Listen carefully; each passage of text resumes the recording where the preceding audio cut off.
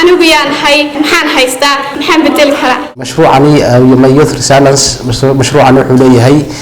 دور فايدة هذه كي حاجة عرضية هي حاجة دوكسية هي حاجة حريرك عرضية أي نص مينيا يعني عرضية كلام بالشيء ardaydu markii ay tababarkii qaateen isbedel baa yimid waxaan soo xalinay khilaafiyo waxaan hagaajinay iskuulkii taasoo ku beernay dadkii aan kalsooni haysan waxa yeeshay kalsooni iyo firfircooni oo macallimiintu wax ku weydiin karaan dalada dhalinyarada Soomaaliland ee Soonyo ayaa ku guuleysatay fulinta dhammaan waxqabadyadii qorshaysnaa 4 bilood ee la soo dhaafay waxaanu barnaamijkan kooban ku soo qaadan doonaa qayb ka mid ah waxqabadyadii ugu muhiimsanaa ee daladu qabatay oo isugu jira dhanka mashaariicda iyo waxqabadyada ay daladu sida mutadawacnimada bulshada uga dhex fulisay waxaanu barnaamijka koowaad ku soo qaadan doonaa mashruuca Lotif oo iska kaashanayeen hay'adda Save the Children iyo dalada Soonyo waxaanu barnaamijkan ku eegi doonaa waxyaabihii la qabtay iyo natiijadii ka soo baxay mashruucan dawladda waxa ku suganahay dugsiga sare ee Gandhi ee secondary magaalada Hargeysa halkaas uu ka socdo mashruuc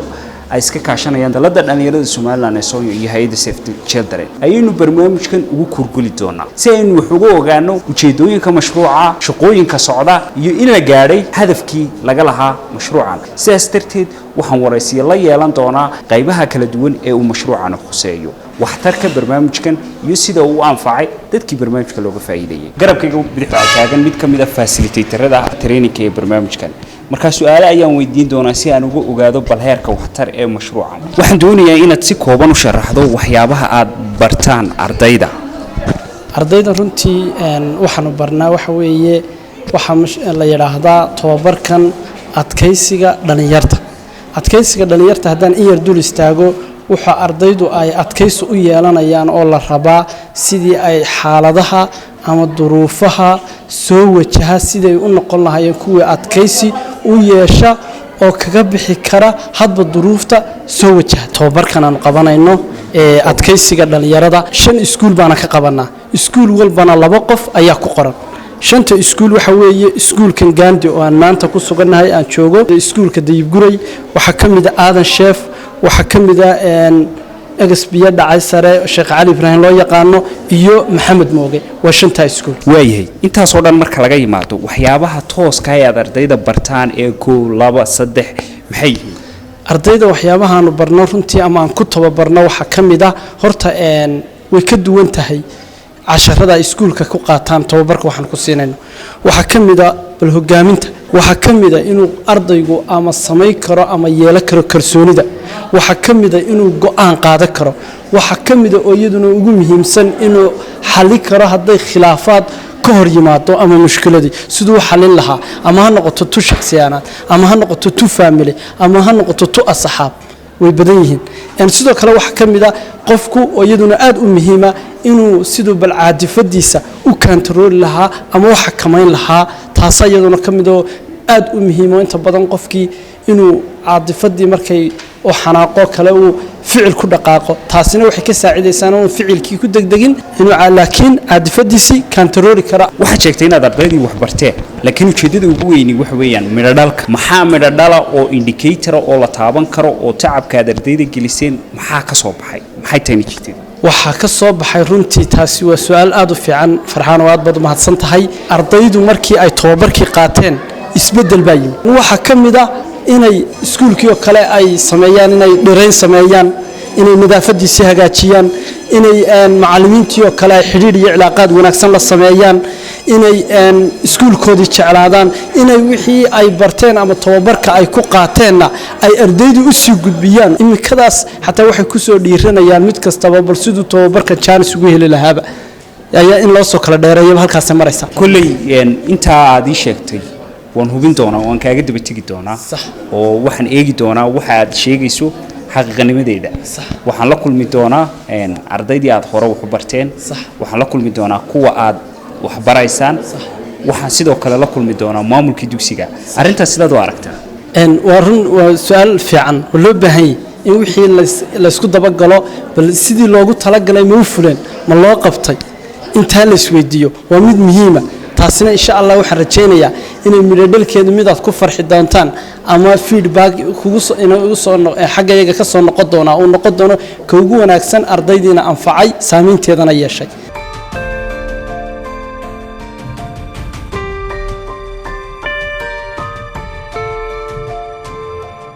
weli waxaan ku guda jirnaa barnaamijkii aynu ugu kurgelaynay mashruucan dugsigan aan maanta ku suganahay dugsiga sare ee Gandhi waxa uu bilaabmaya ardaydii marka ardayda bal waxaan weydiin doonaa bal waxyaabaha ay barnaamijkan ka filayaan si hadhow toole aan u ogaano waxyaalihii ay ardaydu barnaamijkan ka filayeen in la gaadhay iyo in kale taasoo aan ardaydu marka ay training-ka dhammaystaanna aan wareysan doono waxaan rajaynayaa tababarkan la siin doono inaan ku noqono arday dhiiran oo noqono arday horumar ka gaadha oo dib iskuulkooga faa'iido ugu celisa iyo waalidkooda iyo bulshada dhammaantoodba dhab ahaantii training-kan maanta waxaan ka filanaya inaan ka faa'iidi doono waxyaabo kala duwan sida wax aniga aan anfaca bulshadeena anfaca dadka kalena anfaca iskuulkayga laftarkiisana anfaca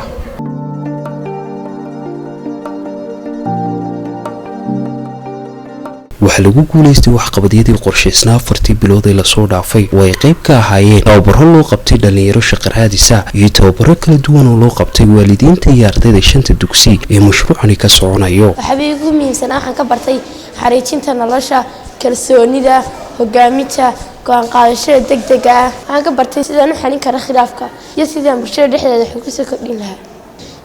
in iskuulkayga horumarkiisa qayb ka qaato kala noqdo qofkii ugu horeeyay iskuulka horumarinka ka sameeya waxaan xalinay khilaafyo waxaan hagaajinay iskuulkii taasoo ku beernay dhir dadkii aan kalsooni haysan waxa yeeshay kalsooni iyo firfircooni oo macallimiinta wax ku weydiin karaan waxaan la baray cashare aad u badan si ay loo helo dhir la harsan karo aniga waxa ay qorshaysan iskuulkayga inaan kaga bedelo dhirta horta marka u horeysa inaan dhir badan ku beero maxay tolo si ay bilic u yeelato meesha waxyaabaha ugu muhiimsan aan naftayda ku dabaqay waxa kamid ah go'aan qaadashada xalinta khilaafaadka communicationka waxyaabaha ugu muhiimsanaan la baray waxay ahayd horta marka hore waxaan dhiganay 12 cashar 8 ayaa ugu muhiimsanaa 8 oo ka xasuusta maanan ka faa'iideystay horta san anigu go'aan u qaadan lahaa ama go'aankayga u soo jeedin lahaa sidoo kale san hogaamiye u noqon lahaa bulshada u hogaamin lahaa xirfado kala duwan oo lagu tababaray ardayda tababaro kala duwan oo loo qabtay waalidiinta iyo macallimiinta dugsiyadan ayaa waxaa barbar socday dadaalada iskaashi iyo wada shaqayneed ee dalada Soomaaliya iyo dugsiyada mashruucani ka socdo ayaa laga gaadhay isbedelo horumarineed oo wax ku oola maanta horta faa'iidadan ka haya waxa weeyaan training-kan aanu soo qaatay anigu soo bartay inaan nagu sii gudbiyo bulshadii kale sidoo kale bulshada kalena aan rajeynayno inuu sii gudbiyaan bulshooyinka kale maanta waxaan barayaa go'aankii si naftooda go'aan uga qaadan lahaayeen sidoo kale hogaamintii sidoo kale kalsoonidii iyo sidoo kale xalinta khilaafaadka maanta wallahi wax badan baa faa'iido waxaana kamid ah waa maxay hogaamiyaha wanaagsan hogaamiyaha wanaagsan maxaa istaamiyada lagu garan karaa waxaan baranay sida loo xaliyo khilaafaadka iskaashiga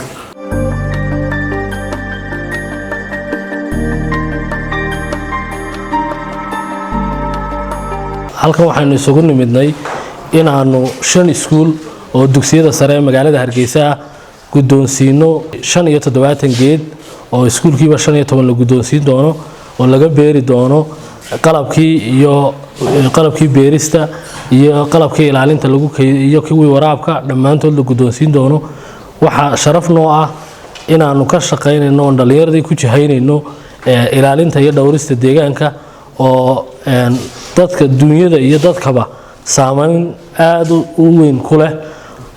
gabi ahaan dhaqaalaheenu wuxuu ku tirsan yahay xoolaha nool xoolihii noolina deegaan bay ku sii tirsan yihiin innaguna xoolaha nool baynu ku sii tirsanay marka waxa weeyaan dhowrista deegaanka ayaanu ku jihaynaynaa maadaama dhalinyarta Soomaaliland tahay bulshada inta ugu badan oo 75% insha Allah taala Soonyo waxay ka qayb qaadanaysaa in iskuulkeena la qurxiyo ardayda hortii waxaan ku dardaarayaa inay markasta deegaanka ilaashadaan nadaafadda iskuulku waxa way aad muhiim u tahay waraaqaha yaryar ee maaragtay iyo caagadaha biyaha lagu cabeeyo meel walba daadsan inaynu ururino oo aynu meel maaragtay ku hagaajino oo ardaydu ay runtii maaragtay iskuulkooda ilaashadaan arday kasta waxa weeye haddii iskuulkooda ilaaliso markaa nadaafadii way wanaagsanaanaysaa deegaankiina way noo wanaagsanaanaya maanta dhir baa laydinku wareejiyey dhallinyaraa dhir idinku wareejisay markaa bal dhirtaa laydinku wareejiyey sidaad u aragta wallaahi si wacan baan u aragnaa iskuulkeena inaanu daryeelno aanu dhir wacan ka beerno aad iyo aad bay runtii u wacan tahay waana wax ku dayasho mudan dhanka kale halkan training ayaa ka socda traininka waxa wada dalada dhalinyarada Soomaaliland ee Soonyo oo maadaama maanta iyadoo dhir la beeraya ayaa haddana tababar halka ka socda soo sidaas ma aha tababarkaasi muxuu ku saabsan yahay maxaa la idin baraa maxaa ka faa'iiday horta tababarku aad iyo aad buu wacan yahay waxaana la baraa leadership wuxuu yahay hogaaminta aad iyo aadna daladan waan ugu mahadnaqaynaa si wacanna way noo bareen arday ku dayasho mudanna way naga faa'iidi doontaa insha Allah iskuulkaaga anaguna aad iyo aad baan sharaf ugu haynaa ma la idin baray sida ardaygii waalidku wada shaqeynayaan macallinkii ardaygu wada shaqeynayaan maxaa la idin ka baray waxyaalahaas wala na baray ardayga iyo waalidka iyo maamulayaasha way wada shaqeeyaan ardayduna sidaas leeg wala shaqeeyaan macallimiinta iyo iskuulkaba sidaas leeg galaaska wuxuu leeyahay wuxuu leeyahay 5 arday oo ah galaaska hormuud ah marka 5 arday ayaa soo gudbisay cabashada galaaska ka jirta deetana kuwaas baa maamulaha iyo waalidka iyo wixii saasa u sii gudbisa mashruucan muddo dugsiga ka socday maxay tahay waxa waxtar kale aad u sheegi karayso bulshada iyo cid kastoo ku daawanaysa ama faa'iidooyinka markii tan iyo mashruuca aad ka aragteen intii iskuulka laga bilaabay waxaa marka hore mahad iskale ilaahay oo noo suurtageliyay in maanta halkan noogu soo booqataan dalada dhalinyarada Soonyo oo ay markaasi barnaamij ay si kaashanayaan si iyaga iyo hay'adda Save Children barnaamijkaas oo runtii ah wajigii labaad aan markaasi fursad u yeelanay ka iskuul ahaan inaan markaasi aan ku qayb galno kulli mashruucani My Youth Resilience mashruucan wuxuu leeyahay dhowr faa'iido haddii aan ka eego xagga ardayda iyo xagga dugsiga iyo xagga xiriirka ardaydu ay la sameynayaan ardayda kale ama bulshada haddii aan ku horeeyo ardayda runtii ardaygu ma ardaydii qaadatay markaasi wajigii koowaad waxay markaasi ay ka faa'iideen waxay ogaadeen markaasi kalsoonida iyo adkaysiga ay markaasi ay yeeshaan ama ay naftooda u yeeshaan inay markaasi ay ku dib ay markaasi ay ku maamuli karaan oo ay markaasi ku maarin karaan noloshooda runtiina waxa ay ka faa'iideen waxa kamid ah in qofku haddii isagoo wax dhiganaya ama markaasi haddii duruuf ay soo wajahdo ama caqabad ay soo wajahdo inuu isagu isku dayo intii waalidkii gaarin ama cid kale ayna xalin inuu isagu xaliyo sidoo kale waxyaabaha ardaydu ay ka faa'iideen waxa kamid ah inay markaasi barteen sida hogaaminta iyo sida markaasi khilaafka ama problem solvingka sida dhibaato loo xaliyo haddii dhexdooda tahay iyo haddii xagga bulshada tahayba iyo markaasi go'aan qaadasho qofku inuu sameeyo markaasi sidoo kale waxyaabaha dugsigu ka faa'iiday waxa kamid ah in ardaydii kale ay markaasi ay maadaaburka kale u soo jeediyaan inay ardaydu yeeshaan markaasi kalsooni iyo inay wax hogaamin karaan oo tusaalaan maanta waxa weeyaan axadii oo kale waxay sameeyeen in ay guriga isku yeereen ay training laftigiisii ay dib u ardaydu u baraast gareeyeen dabeetana ay tuseen sida wax loo hogaamiyo go'aansa loo qaato iyo in markaasi la sameeyo horumar qofku naftiisa uu sameyn karo dugsiga ay markaasi aan ay ku soo kordhiyeen waxa kamid ah in xashiishkiisu ka yaalay ay si mootadawaanimo ay u gureen oo sidoo kale ay iskuulkii sameeyeen in dhirayn ay ku sameeyeen oo ay markaasi ay soo dejiyeen intay soo saareen gudi markaasi ay u bixiyeen gudida deegaanka ay markaasi ay kala qaybsadeen deetana ay departmentation ay sameeyeen ay ku dhawaaqeen insha Allah inay dhirtii beeraan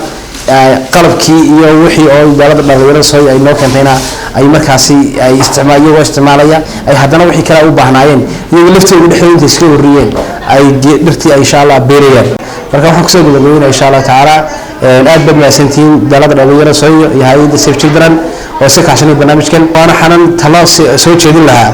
in barnaamijka insha Allah taala lagu sii bilaariyo iskuulada gabagabadii waxaan u mahadnaqayaa Ilaahay subhanahu wa ta'ala dalada Soonyo iyo hay'adda Save Children barnaamijkan muddo ku soo dhex jirtay arday baa tababarayseen maxaad ku talanaysaa doonaysaa inay dadka ku daawanayaan ay ka maqlaan runtii waxaan talada aan soo jeedinayaa ay tahay in mashruucani maadaama uu yahay mashruuc runtii aad muhiim u ah oo waxtar badan leh in la gaarsiiyo gobolada degmooyinka iyo cid kasta oo runtii baahida u qabta tababarkan waynu dareemaynaa horta kuwaas sidii loo gaadhsiin lahaa weliba waxaan aad runtii u soo jeedin lahaa in aad loo gaadhsiiyo goobaha dadka barakacayaashu runtii iyaguna ay ku nool yihiin ama ay degan yihiin iyagana in bal dhalinyartooda iyo waalidkaba in sidii loo gaadhsiin lahaa tababarkan insha Allah maadaama uu aad muhiim ugu yahay